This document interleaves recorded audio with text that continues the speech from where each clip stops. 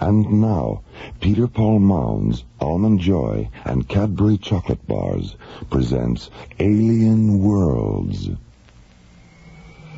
Slowly rotating at the edge of deep space, 1,000 kilometers beyond the atmosphere of 21st century Earth, is the Arthur C. Clarke Astronomical Observatory, Starlab.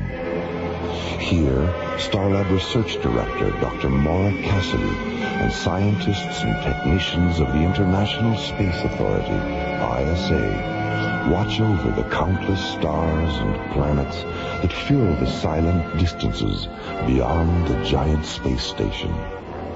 This week, the men and women of Starlab become entangled in the adventure of the Egyptian necklace, an intergalactic detective story in the Sherlock Holmes tradition on Alien Worlds.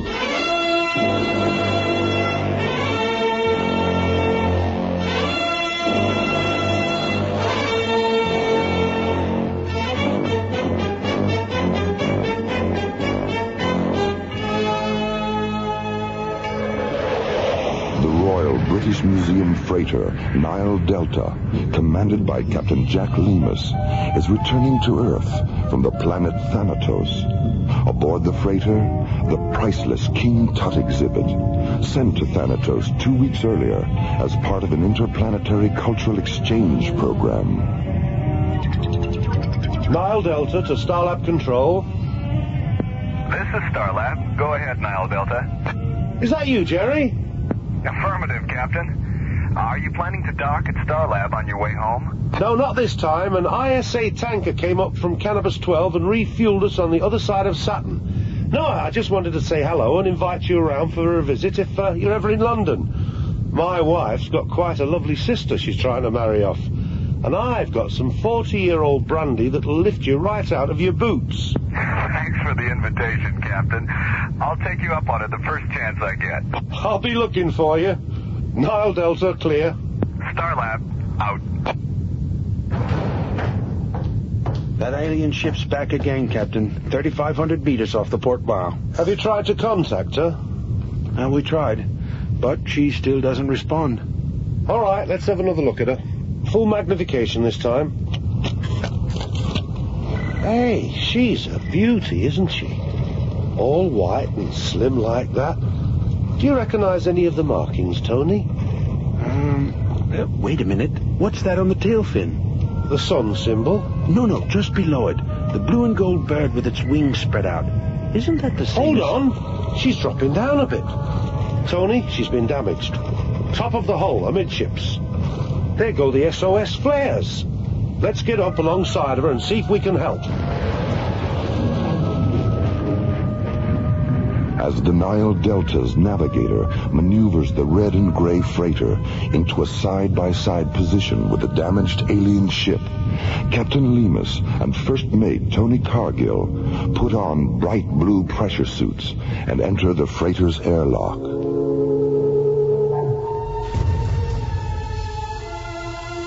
A moment later, an enclosed metal flex walkway slowly telescopes from the Nile Delta's airlock to an access hatch which is irised open in the hull of the fluorescent white alien spacecraft. You're very generous to give us your time and kindness. Well, hello. Who are you? My name is Piratep. I'm glad you didn't abandon us. Yours is the only vessel we've seen since the accident. When did it happen? 3 days ago. And some of our mariners have been injured. Is there a healer aboard your vessel? Yes, there is. And we have a complete medical facility as well. Then if you'll please follow me, we can begin transferring our injured to your ship.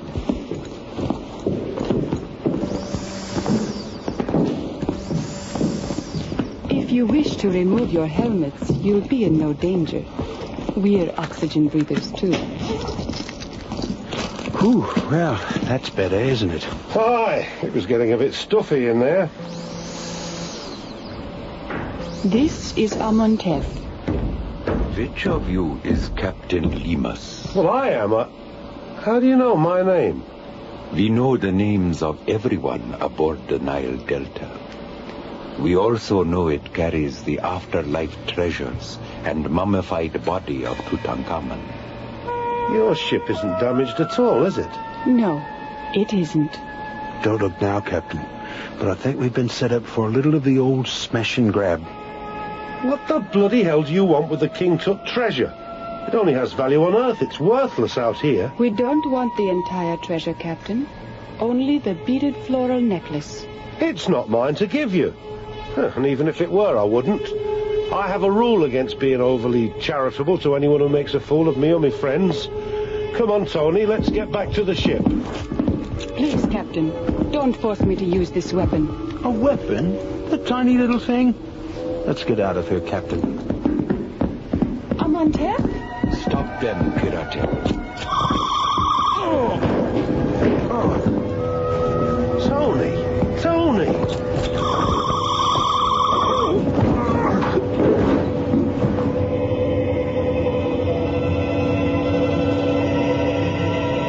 Alien Worlds will continue.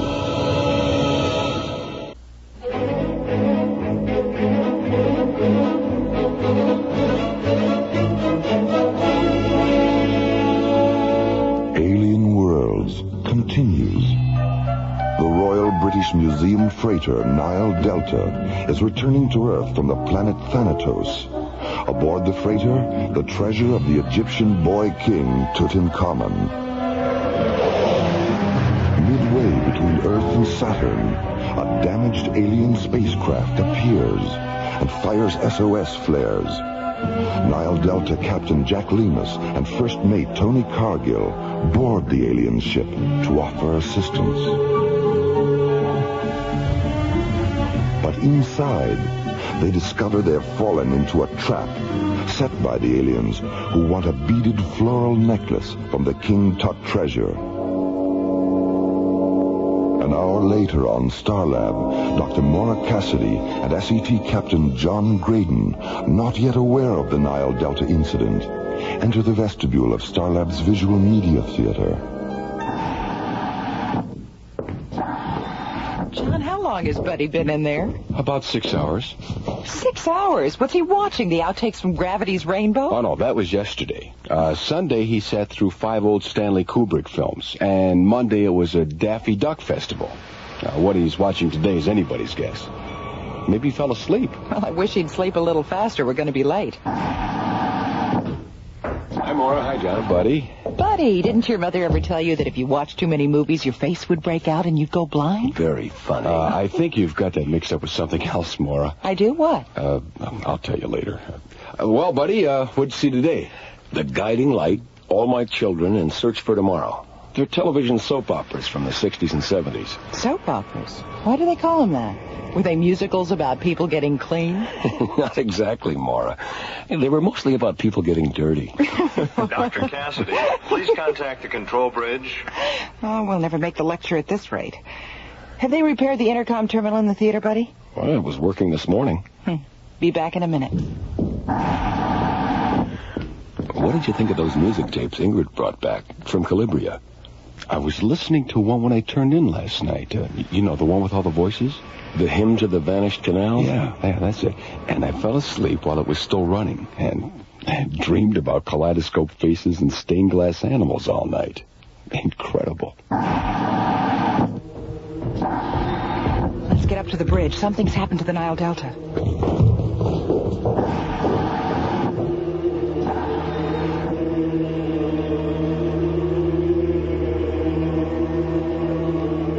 When we woke up, we were back aboard the Nile Delta. The rest of my chaps were still knocked out, and the necklace and the aliens were gone. Is the necklace the only thing missing? We don't know yet. We're still checking the manifest. Have you notified the museum yet? I'm going to do that just as soon as... Stand by, Starlab. Dr. Cassidy, our medical officer, Dr. Lomax, he's just come up from the cargo bay. He said the aliens opened the coffin, unwrapped the mummy down to the neck, and took a tissue sample from its face. A tissue sample? Is Dr. Lomax absolutely certain about that? He's positive, Dr. Cassidy, and he's holding up a little gold surgical instrument they dropped. We'll put it in a safe place and we'll analyze it when you get here. See you around midnight, Captain. Starlab out. Nile Delta, clear. Buddy, John, what do you think? Well, we've got about 9 hours before the Nile Delta gets here. Let's go down to the library and pull the King Tut tapes out of the Egyptology section. Maybe we can turn up something. Why not? Meanwhile, at the Royal British Museum in London, Sir Dorian Bradford Gray, the museum's director, receives word of the Nile Delta incident. 15 minutes later, Sir Dorian reports the incident to British Prime Minister Lord Henry Gladstone Baggs. Within the hour, Lord Henry enters Buckingham Palace and conveys the news to Her Majesty, Queen Victoria III. And what about the aliens who perpetrated this awful crime, Lord Henry? Does the Ministry have any idea who they are? I'm afraid we're still in the dark about that, Your Majesty. Hand us the royal pen and ink, Lord Henry, and some royal stationery, too. This incident requires the services of England's most famous consulting detective. Agreed? Oh, yes, by all means, Your Majesty, by all means. Now, let's see. From Victoria Regina the Third. Yes, Your Majesty. To Sonar T. Foom. Oh, without any shadow of a doubt, My Your Majesty. dear Mr. Foom, a matter of some urgency has arisen, which Pleasure, Your Majesty. requires your immediate and undivided attention. Oh, Britannia.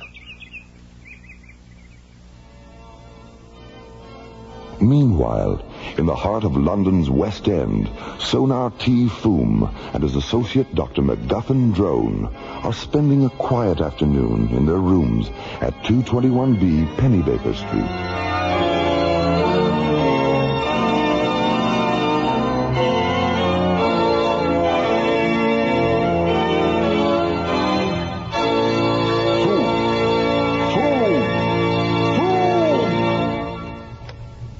Did you say something, Drone? I really must protest, Foom. That instrument of yours had my London Gazette vibrating so rapidly, I could scarcely read today's news.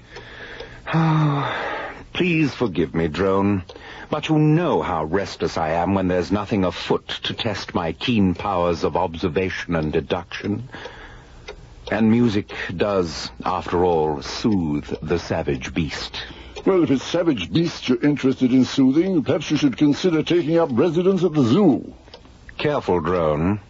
I think you're skating on rather thin ice with that one. Just a moment. Do my ears deceive me, or is that Mrs. Hudson's cat-like tread upon the stair? Yes, that's Mrs. Hudson, all right. No question about it. Come in, Mrs. Hudson. Why, Mr. Foom, how on earth did you know it was me? Elementary, my dear Mrs. Hudson. There are just the three of us in the entire house. The doors and windows are latched from the inside. Dr. Drone and myself are, as you can plainly see, here in this room, which left only you, Mrs. Hudson, unaccounted for. Oh, Mr. Foom, you never cease to amaze me. I also perceive an envelope between the thumb and forefinger of your right hand, Mrs. Hudson.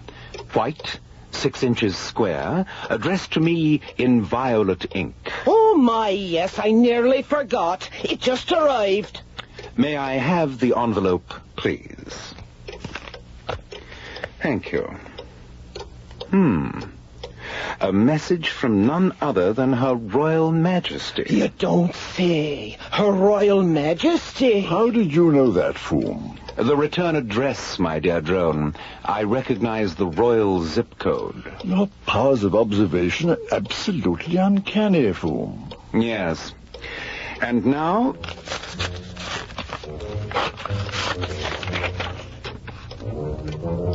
Egad, drone. The Nile Delta's been set upon by alien beings, and King Tutankhamun's floral necklace has been purloined. Her Majesty requests that we go to Starlab at once and assist in the investigation of this beastly crime. Mrs. Hudson, call the airfield and tell Smattering to prepare the Bellerophon. Right away, Mr. Foam. Let's get our equipment sorted out, drone. The game is afoot, and a new adventure is at hand.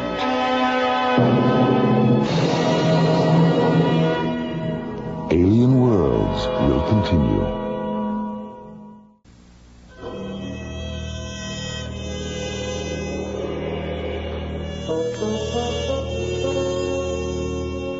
Alien Worlds continues. The Royal British Museum freighter Nile Delta is returning to Earth from Thanatos. Aboard the freighter, the treasures of Tutankhamun, sent to Thanatos 2 weeks earlier for exhibition. Midway between Earth and Saturn, the freighter is boarded by aliens who steal the King Tut floral necklace and take a tissue sample from the face of the boy king's mummy.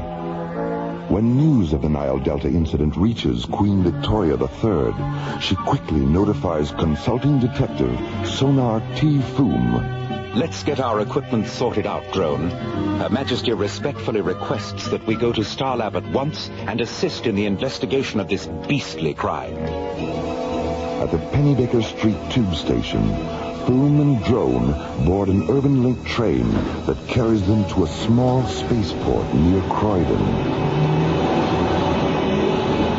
Crossing the field to Launch Pad 6, they board Foom's powerful multi-atmosphere cruiser, the Bellerophon, England's most sophisticated privately owned spacecraft.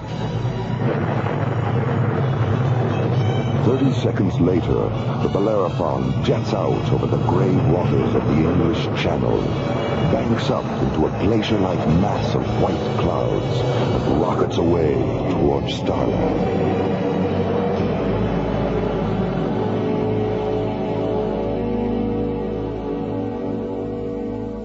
When Erica finishes replacing the AE-35 module, huh? Will do, Dr. Casterly. See you later. Let's see. 9 o'clock. Well, time to feed my fish.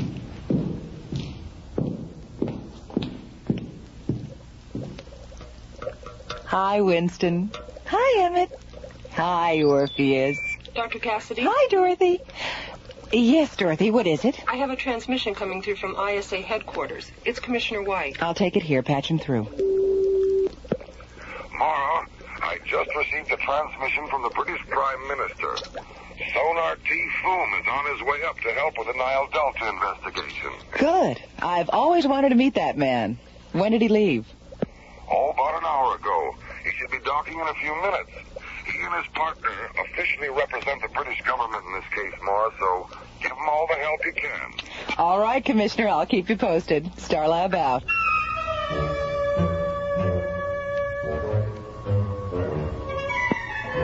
Good evening, Starlab. This is the Bellerophon. Sonar T. Foom at the controls. This is Starlab. Go ahead, Bellerophon. What is Starlab's rotational profile? 18 per minute on a variable axis of 0.3 degrees, non-correctable. Thank you so much. At our present rate of speed and your present rate of rotation, I calculate our docking orbit insertion coordinates will be 208 degrees at subvector 671. Hold on a minute. That's right. Did you calculate that in your head? Of course. That's amazing. Nothing to it, really. Now, what do you have in the way of empty docking bays? Number 14. Thank you so much. And will you please inform Dr. Cassidy that we'll be there in 1 minute, 13 seconds? Will do. Starlab out.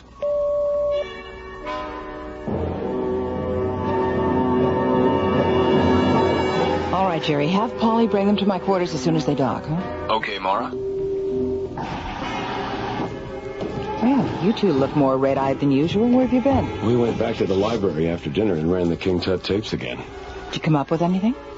Yeah. You know that blue and gold bird symbol Captain Lemus described? The one on the tail fin of the alien ship? Mm-hmm. We found one just like it on King Tut's ecclesiastical chair. Oh, what does the bird represent? Well, it's actually a sacred vulture, and it represents the goddess Nekebet, a guardian of Upper Egypt and protectress of childbirth. When Captain Lemus gets here, we should run his visual scanner tapes of the alien ship against the library tapes to see if the symbols match. And if they do? If they do, we've concocted a pretty bizarre theory to explain why. I'm listening.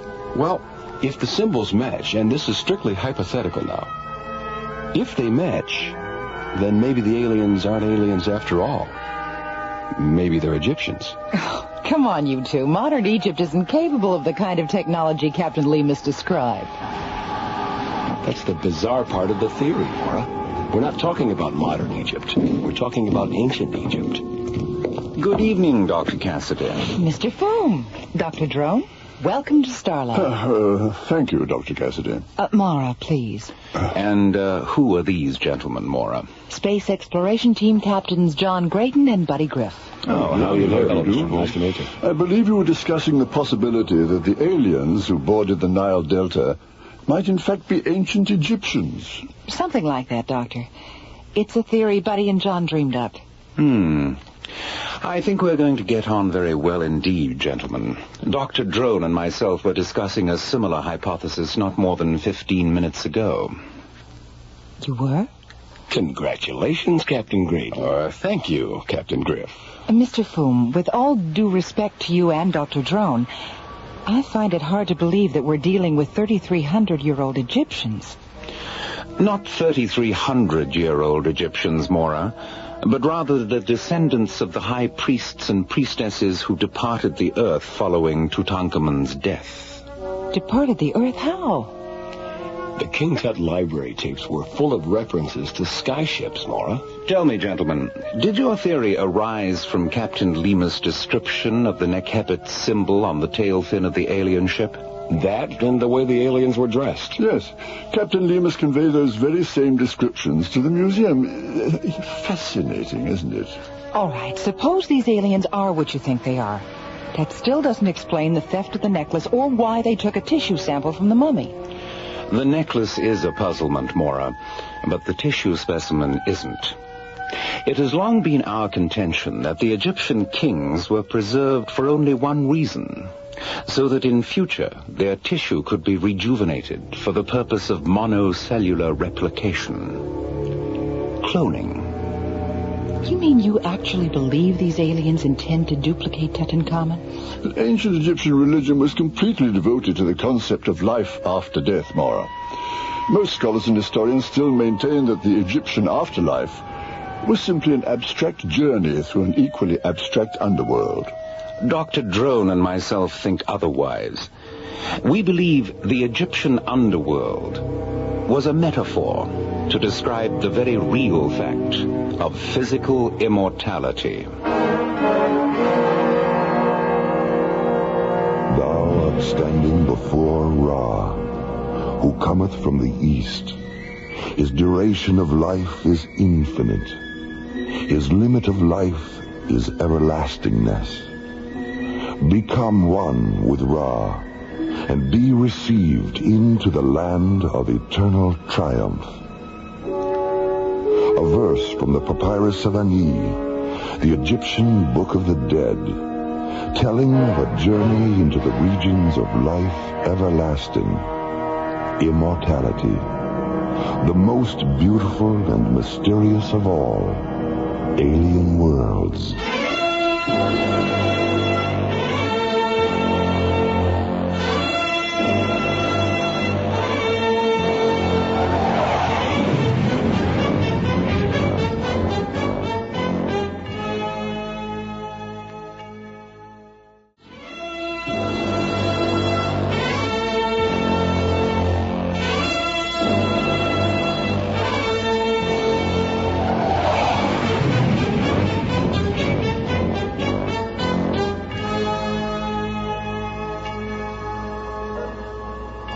Egyptology tapes all the way back to the First Dynasty, but we couldn't find a connection with any other civilization. A lot of theories, but nothing definite. What sort of theories? Well, some historians think dynastic Egypt may have evolved from ancient Sumeria because of the similarity of their religious deities and astrological calendar. And a few renegade scholars even hypothesized that the Egyptians were the survivors of Atlantis. Look, before we get carried away by all these theories, I'd like to know one thing. Aside from religious deities and sky ships, did these civilizations share a common philosophy about where they came from? Yes, Maura, they did. They all believed they were the children of highly evolved beings who originally came down from the stars.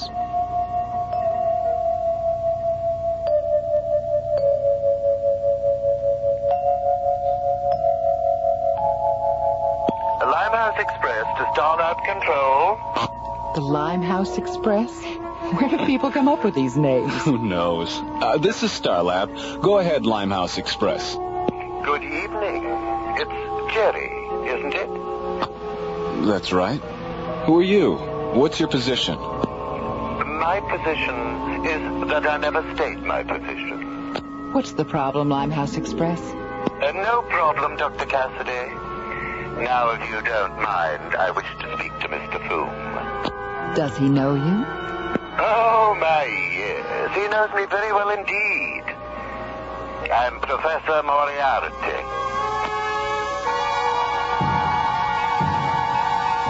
Alien Worlds will continue.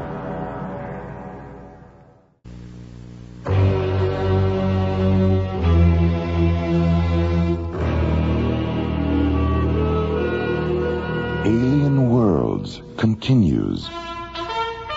England's most famous consulting detective, Sonar T. Foom, and his associate, Dr. MacGuffin Drone, arrive at Starlab to investigate the theft of the King Tut floral necklace from the Royal British Museum freighter Nile Delta.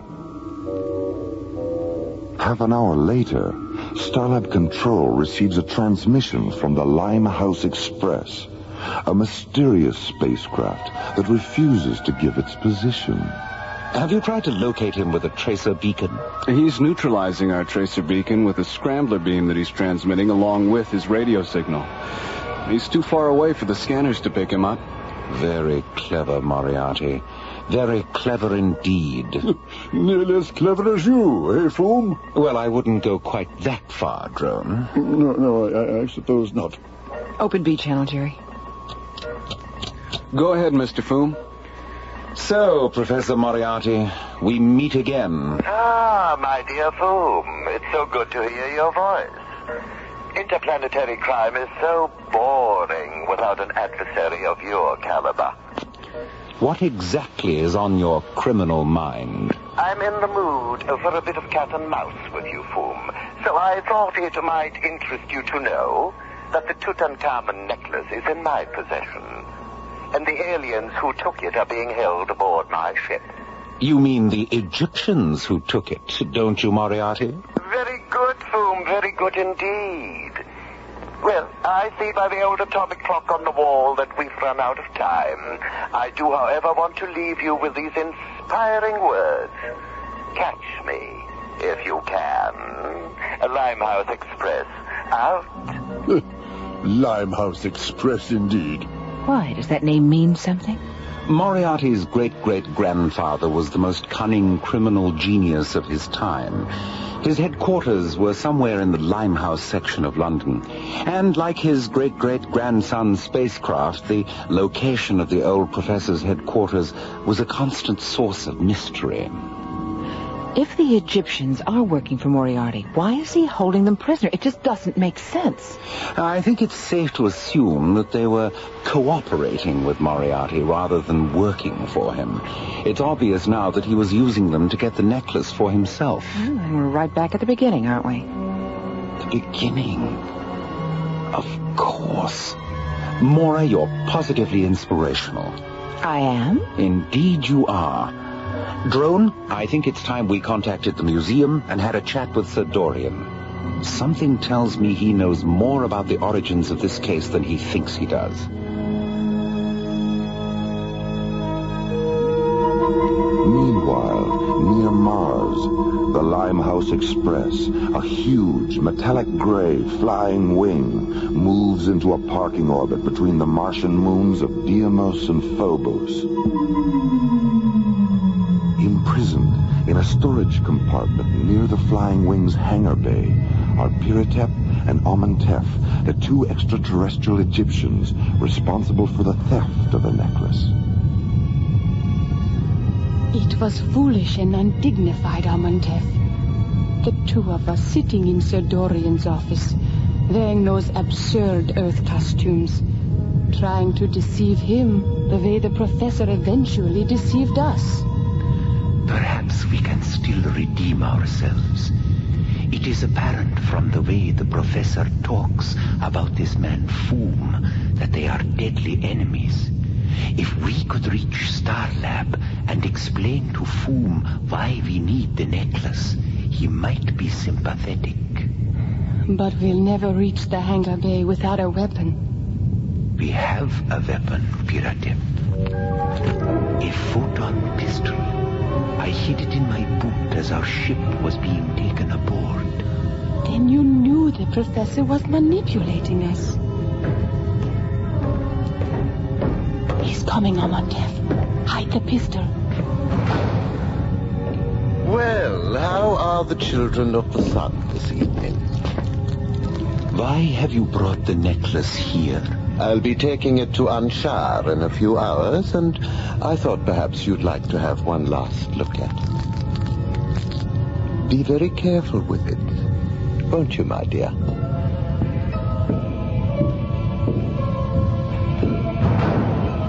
Amenhotep, there's only one guard in the corridor. All right. What is it? What are you...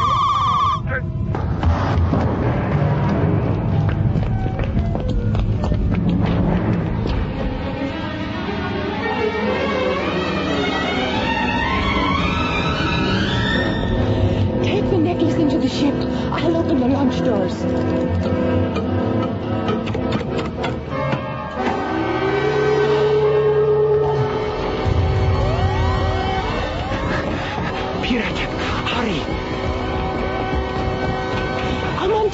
The guards are coming. Take the necklace to stop it. Piratep.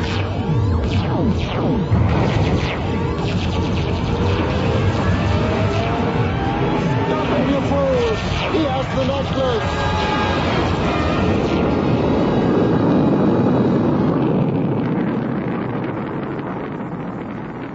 Meanwhile, on Starlab, Sonar T. Foom and Dr. MacGuffin Drone sit in a conference room on G-level, analyzing a video image Sir Dorian has transmitted from the museum's employee index terminal. Drone, there's something rather curious about this picture of Wilhelmina Hammersmith. Look closely at the eyes. What's your professional opinion? Well, the left eye is artificial. Now, look at the ring finger on the left hand. Oh, here, let me magnify it. What do you see? A deep circular impression, as if a ring had been removed. A platinum serpent's ring, perhaps? Great Scott. Great Scott indeed, my dear Drone. This is not a 70-year-old Egyptologist named Wilhelmina Hammersmith. This is none other than Professor Moriarty himself. What an extraordinary masquerade. Yes. Wearing this disguise, Moriarty appears at the museum and presents false credentials. Impressed with these documents, Sir Dorian gives Moriarty a post in the Egyptian Antiquities section. And it is here that he learns the highly confidential facts of the Nile Delta's Thanatos schedule. Didn't Sir Dorian say that this Hammersmith woman was in his office when the Egyptian couple was there trying to buy the necklace? Yes, and 2 days later, Wilhelmina Hammersmith Moriarty resigns, and the Egyptian couple are never seen again. Now, let me see. The two Egyptians who boarded the Nile Delta are obviously the same two who were in Sir Dorian's office. When they leave the museum, Moriarty follows them. Alien Worlds will continue.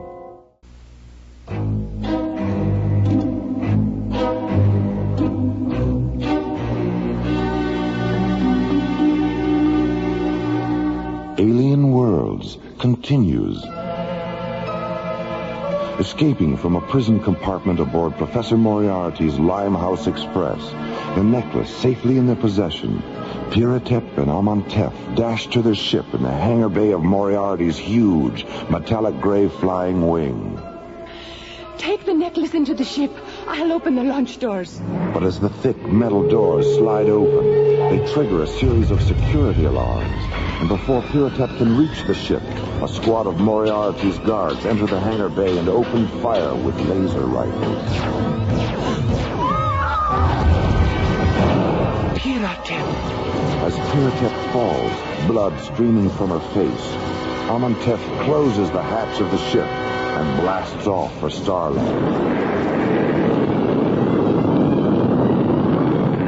9 hours later...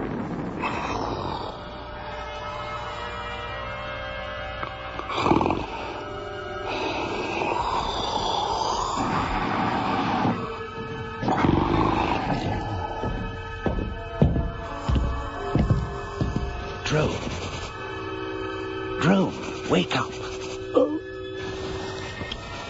Fool. Is it time for breakfast already? I've just been having a chat with a very interesting and charming Egyptian gentleman. I thought you might like to meet him. What on earth are you talking about? The Egyptian ship, my dear Drone. It docked 20 minutes ago. You're pulling my leg.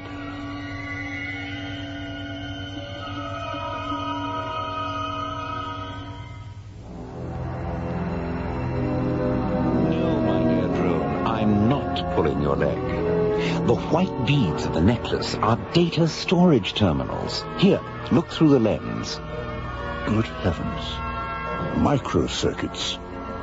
The beads are emanation scanners, Doctor, that sensed and recorded the spiritual aura of the kings who wore the necklace.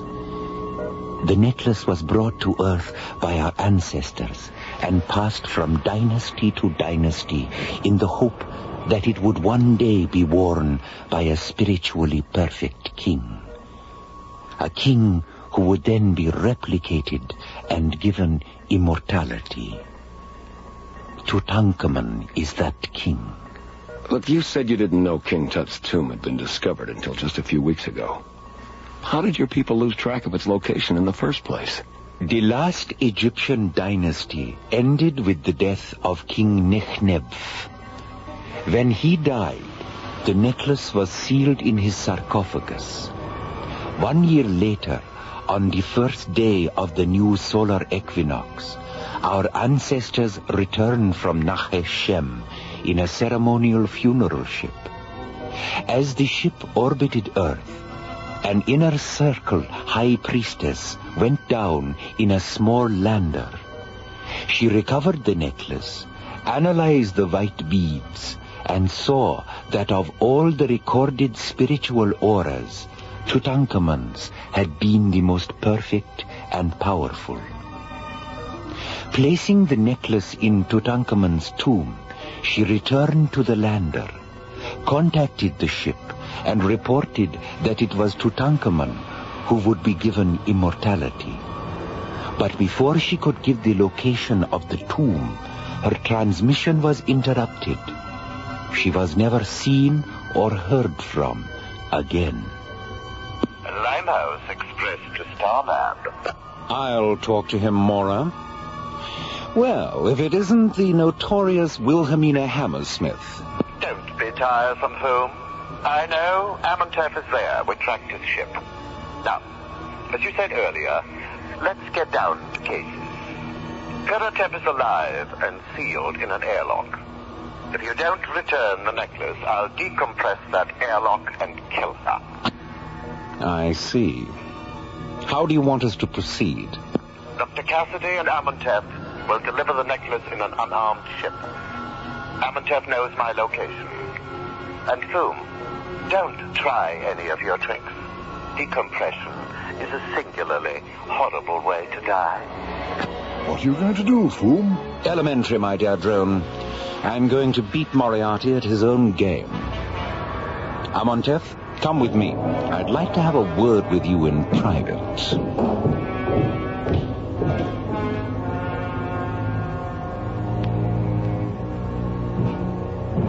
2 hours later, Amontef leaves Foom's quarters and returns to Starlab Control. From there, he and Mora descend to Launch Bay 15, board the Deep Space Laboratory ship Octavia, and blast off for the Limehouse Express. 9 hours later, the Octavia enters Martian space and moves into a side-by-side position with Moriarty's huge flying wing. As the two ships float in the airless void between Deimos and Phobos, an enclosed metal-flex walkway telescopes from the Octavia to the personnel hatch of the Limehouse Express. After pressurizing the walkway interior, Mora stabilizes its atmosphere. A moment later, the two ships open their airlocks.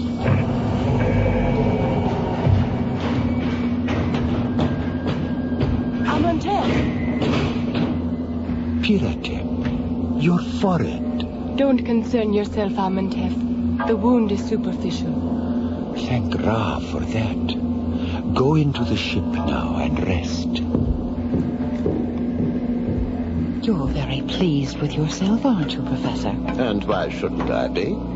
I not only have the necklace, but I've outsmarted Sonati Foom as well. You're no match for Mr. Foom. Your cruelty defeated him, not your intelligence. You're an ugly little man, Professor. Ugly and arrogant and stupid. Sticks and stones, Dr. Cassidy. Sticks and stones. It's time, Professor. All right. Tell your men to return to their stations. May I hold the necklace one last time? Of course, Amontef.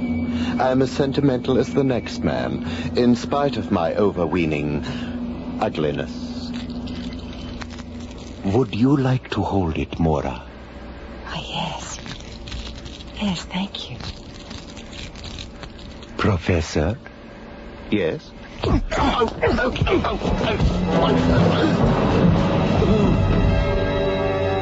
Amontef. Into the ship, Mora. I'll bring the professor.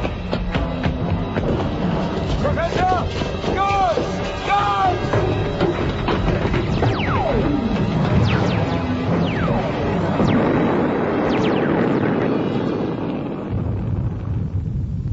Hold his wrists a little closer together, Amontef. Good. There. Watching you walk into Jastro prison is going to be a pleasure, Professor.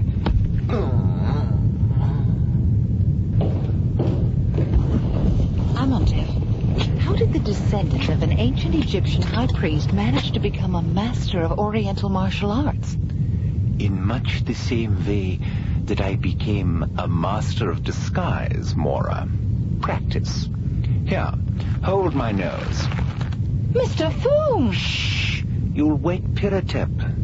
Why didn't you tell me? If you had known it was me disguised as Amontef, you might have behaved differently aboard Moriarty's ship. Here, help me peel off this beard. My fingernails are all so... Mora? Oh, I'm sorry, Mr. Fu. Oh, that's all right. I'm sure I'll be as good as new when they remove the bandages. What did Amontef say when you told him what you intended to do? He smiled his most seraphic smile and gave me his blessing. He's quite an extraordinary man, you know. While we were talking, I asked him why the Egyptian civilization was brought to Earth in the first place. And he said, To create a sense of wonder, Mr. Foom. A sense of wonder so compelling as to cause those generations still unborn to look at history with new insight and see the universe with new eyes. Eyes that will one day look back at ancient Egypt and understand what we tried to do there. And on that day, realize that they are looking back into the future.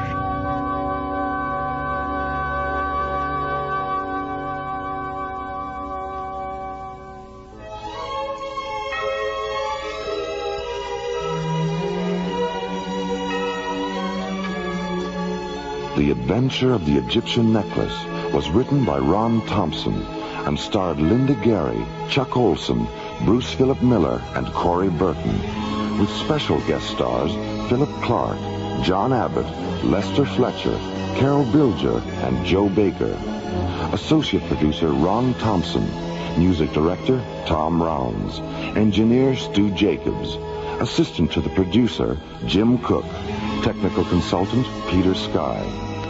Alien Worlds was created, produced, and directed by Lee Hansen and is distributed by Watermark Incorporated. The Adventure of the Egyptian Necklace is dedicated to the memories of Sir Arthur Conan Doyle, creator of England's most famous consulting detective. And so, until next week, this is Roger Dressler inviting you to join us for our next adventure, Time Clash, from the elsewhere and elsewhen of Alien Worlds.